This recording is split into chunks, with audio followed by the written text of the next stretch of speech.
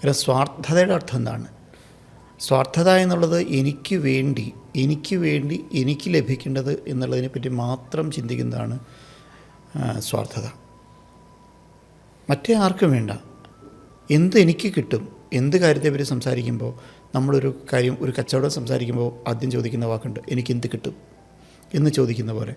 ഒരു ജോലിക്ക് ഏൽപ്പിക്കുമ്പോൾ എനിക്കെന്ത് കിട്ടും, എന്തിനും ഒരു ചോദ്യമുണ്ട്, എനിക്കെന്ത് കിട്ടും. അപ്പോൾ എനിക്കിത്ര കിട്ടിയാൽ എന്താണ്?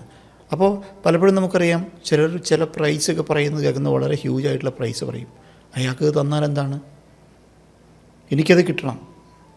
ഈ കിട്ടുന്ന ആൾക്ക് അതുകൊണ്ട് ബെനിഫിറ്റ് എത്രയുണ്ട് എന്നുള്ളതിനെപ്പറ്റി ആലോചിക്കാറില്ല. എനിക്ക് ഇത്ര വേണം എന്ന് മാത്രം വിചാരിക്കുന്ന, ഞാൻ കൊടുക്കുന്ന സർവീസിനോ അല്ലെങ്കിൽ ഞാൻ കൊടുക്കുന്ന ചിന്തയ്ക്കോ ഞാൻ കൊടുക്കുന്ന ഇഷ്ടത്തിനോ അങ്ങോട്ട് എത്ര പറയേണ്ടെന്നുള്ളതല്ല, എൻ്റെ സംഭവത്തിന് എനിക്ക് ഇത്ര കിട്ടണം എന്ന് വിചാരിക്കുന്ന ഒരു മാനസികാവസ്ഥയിലാണ് ഇന്ന് കുട്ടികളെ വളർത്തുന്നത് പോലും എന്ന് പറയേണ്ടി വരും.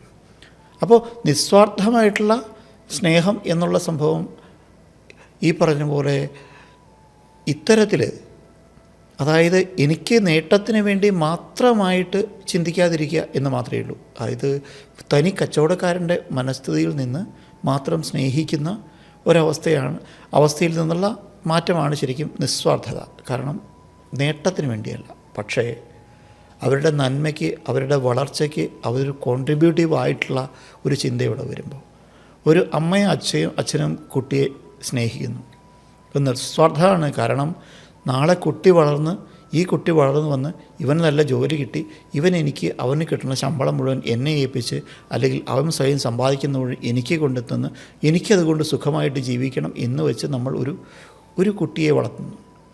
നമ്മളൊരു പശുക്കിടാവിനെ വാങ്ങി വളർത്തുകയാണ്. ഒരു പശുക്കിടാവിനെ വാങ്ങി വളർത്തി കഴിയുമ്പോഴേ നമുക്കൊരു പ്രതീക്ഷയുണ്ട്, ഈ പശുക്കിടാവ് 2 വർഷം കഴിയുമ്പോഴേക്കും വളരും. അത് കഴിഞ്ഞാൽ ഇത് ചെന പിടിച്ച് കഴിഞ്ഞ് ഇത് പ്രസവിച്ച് കഴിഞ്ഞിട്ടുണ്ടെങ്കിൽ സ്വാഭാവികമായിട്ടും 25 ലിറ്റർ പാല് കിട്ടും.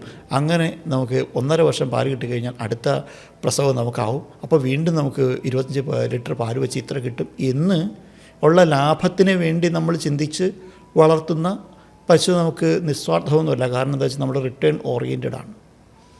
എനിക്ക് എന്ത് തിരിച്ച് കിട്ടും എന്നുള്ളൊരു ക്വസ്റ്റ്യൻ ഉണ്ട്. പക്ഷേ മകനെയോ മകളെയോ വളർത്തുമ്പോൾ സ്വാഭാവികമായിട്ടും ഇവൻ വളർന്ന് വലുതായി ഇത്ര കഴിഞ്ഞ് അതിൽ നിന്ന് എനിക്കിത്ര കിട്ടും എന്ന് ചിന്തിക്കാവുന്ന മൂഢത്തരമൊന്നും ഇന്ന് അച്ഛനും അമ്മയ്ക്കും സ്വാഭാവികം ഉണ്ടാകാൻ വഴിയില്ല. കാരണം ഒരു സ്റ്റേജ് കഴിഞ്ഞാൽ അവർ ഇങ്ങോട്ടൊന്നും തരാൻ സാധ്യതയില്ല എന്നുള്ള ബോധവും ഒക്കെ ഇന്ന് ഒരു വലിയ ശതമാനം ആളുകൾക്കുണ്ട്.